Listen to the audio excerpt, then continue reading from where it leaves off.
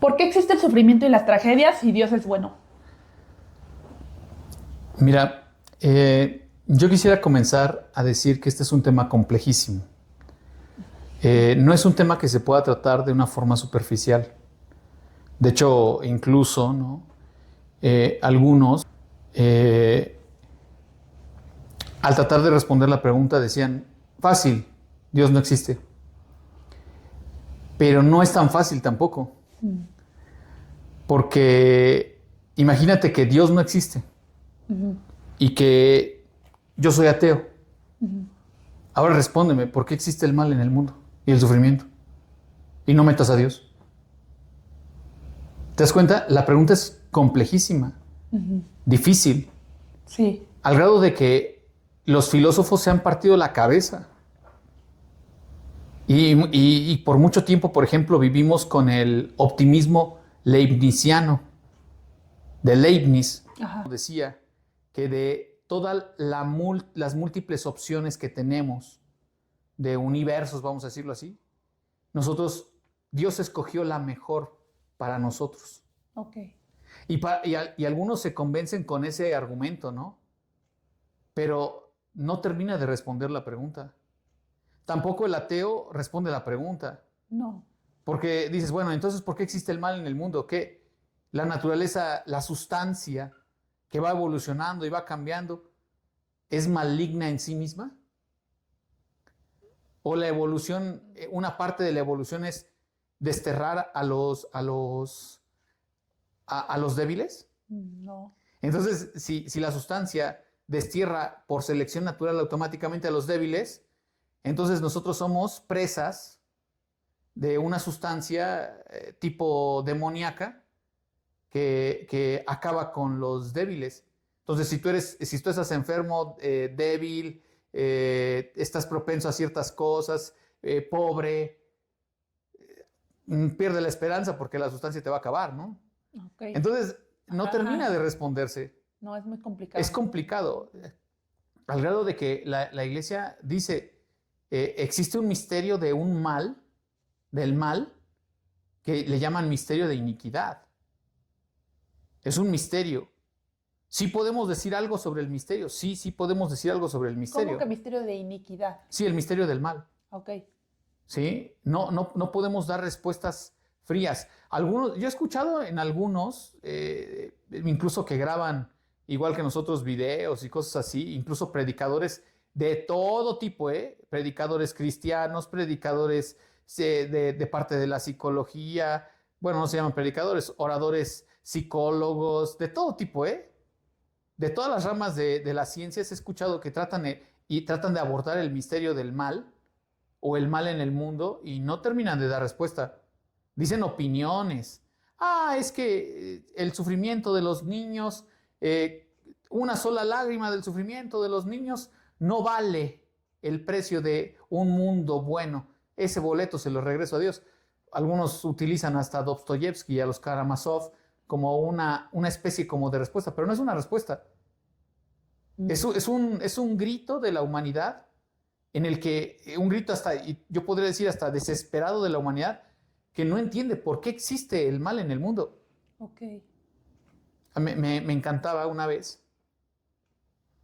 que le pregunta a un niño al Papa Francisco, eh, ¿por qué el niño estaba enfermo, y tú sabes que hay enfermedades catastróficas en los niños? Dice, ¿por qué los niños sufrimos? Y el Papa Francisco, ¿sabes lo que respondió? No. No sé. Respondió así, no sé. Porque no es una pregunta que tenga una respuesta así sencilla, fácil. Yo ya lo entendí, yo soy ateo y te lo explico, yo soy científico y te lo explico, yo soy religioso y te lo explico, yo soy cristiano y te lo explico. No es cierto. Es un tema profundísimo, complejo, Ok. sumamente difícil. Eso quisiera yo que se aclarara, ¿eh? Es un tema difícil, es un tema complejo. Y ya lo puse incluso de la parte creyente y de la no creyente, pero no creyente en Dios, de los verdaderos ateos. No de los que dicen, yo soy ateo, gracias a Dios. No, esos son, ya sabes, ¿no? ¿Me doy a entender? No, esos son una tontería. Ok.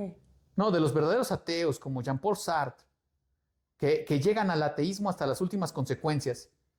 Si Dios no existe, yo no le puedo echar la culpa del mal en el mundo a Dios porque Dios no existe. Ok. Ahora, trata de dar respuesta al mal en el mundo cuando Dios no existe. No, está muy difícil eso. No, Dios no existe, ahora responde por qué existe el mal. Terminan involucrados en un monismo, ¿sí? Donde la sustancia es como una sustancia que se origina todo ajá. y en ese evolucionar de la sustancia se convierte como una especie yo te lo digo así, ¿no? No estoy tratando el tema como con toda la profundidad porque a veces no se puede en un podcast, en un canal, en un video, no se puede tratar el tema con toda la profundidad. Pero te lo puedo decir, o sea, termina siendo el ateísmo una especie de creencia en un demonio llamado sustancia que acaba con los débiles, como te decía yo al principio, ¿no? Ok. Entonces, es un tema complejo. Pero sí, lo que sí te puedo decir, y esto a mí me llena de mucha esperanza, es lo que decía Jesús. Eso sí te lo puedo decir. Cuando a Jesús le preguntan sobre el mal, o sea, más bien, cuando Jesús habla sobre el mal, es interesantísimo lo que él dice. ¿Qué dice? Te voy a contar la parábola donde Jesús trata el tema. Había un hombre que era dueño de un campo. Mm. Y en el campo sembró trigo. Ujú. Y su enemigo en la noche, un enemigo, fue y en ese campo sembró cizaña. Claro, la cizaña se parece al trigo. Ok. Pero cuando nacen, son verdes. Ajá. Cuando crecen, la cizaña sigue verde y el trigo se pone dorado. Mm. A la pobre cizaña, lo hablo como plantita, no como lo que se refiere a la Biblia, a la pobre cizaña le tocó representar, porque es venenosa, le tocó representar el mal en la parábola de Jesús. Ok. Y dice esa parábola que está contando Jesús que se dieron cuenta los trabajadores y le fueron a decir, oye, ¿no que había sembrado en tu campo pura semilla buena? Ahora resulta que hay cizaña. Tú la echaste. ¿Se entiende, no? Cuando decimos, Dios echó el mal en el mundo, Dios hizo el mal en el mundo. Ajá. Tú la echaste. Ajá. Y le dice, no, yo sembré semilla buena. Mi enemigo vino y sembró la cizaña. Ok. O sea, mi enemigo vino y sembró la cizaña. Es lo que dice Claro. Jesús.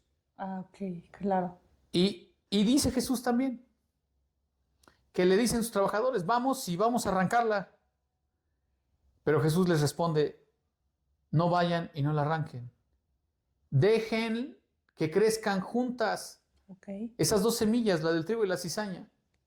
Llegará el tiempo en que cuando crezcan, ahora sí podremos separar la cizaña del trigo. Y la cizaña se quemará y el trigo irá para alimentar. Ok. Eso es lo que decía Jesús del mal. Mm. Va a crecer junto en el mundo. ¿Dios lo puso? Dice Jesús. No, Dios no lo puso. Hay un enemigo. Por eso para la religión católica, estoy hablando de la religión católica, porque luego me empiezan a comentar algunas personas como corrigiéndome la doctrina, pero pues yo estoy hablando de doctrina católica. Ok. ¿Sí? Eso lo quiero aclarar. En la religión católica, el mal es secundario. Ahora digo, ¿por qué secundario? Es ontológicamente secundario. Esta palabrita es un poco complicada, porque cuando decimos ontológicamente secundario, quiere decir que existe como ser. El mal existe como ser, pero es secundario al bien. Fue después. Ok. No, en su origen no existía. Ujú. Por eso es que es un misterio. ¿Cómo es que se crea? ¿Quién sabe? Ajá. ¿Cómo es que se crea? ¿Quién sabe? Pero es secundario. Ok. ¿Sí? En la religión católica decimos eso, El mal es ontológicamente secundario. Mm. Otra cosa que se dice en la religión católica, que toda la palabra de Dios es una respuesta. Toda enseñanza cristiana es una respuesta al mal que existe en el mundo. Mm. Y si tú empiezas a ver los evangelios, cuando empieza a hablar, es más, tú ayúdame. ¿Qué evangelio se te viene a la cabeza? Yo te podré decir todos los de la semana, pero yo quiero que tú me digas qué evangelio se te viene a la cabeza. Para que no digan que yo preparo. El Evangelio de San Lucas. San Lucas. ¿Qué de San Lucas? ¿Te acuerdas de algún pasaje de San Lucas? No. Yo me acuerdo de varios. Vamos a escoger un pasaje de Lucas que solo le corresponda a Lucas, ¿te parece? Sí. Entonces, en el pasaje de Lucas, el hijo pródigo, Mm. ¿es una respuesta al mal? Tú dime, la parábola del hijo pródigo, ¿es una respuesta al mal? Sí. ¿Es enseñanza? Sí. Sí, Sí, sí es. sí. Porque fíjate cómo el hijo se va, Ajá. se gasta el dinero que no trabajó. Y dice ahí, hasta el hijo grande le dice, en mujeres de mala vida, ¿no? Le dice el hijo mayor al papá. Ajá.